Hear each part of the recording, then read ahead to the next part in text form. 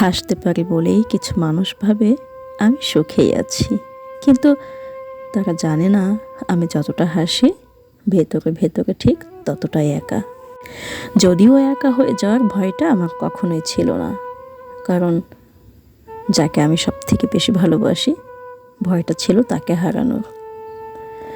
আজ আমি চুপ হয়ে গেছি, কারণ ব্যাখ্যা দিতে দিতে আমি ক্লান্ত।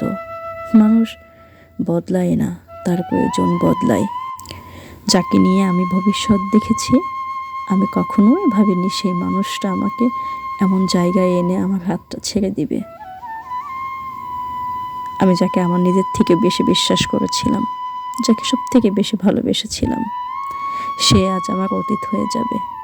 সবশেষে এটাই বুঝলাম, ভালোবাসা টেকে কিন্তু মানুষটা টেকে না। তাই হয়তো আজ আমার নীরবতা আর নিঃসঙ্গতার সাথেই বসবাস।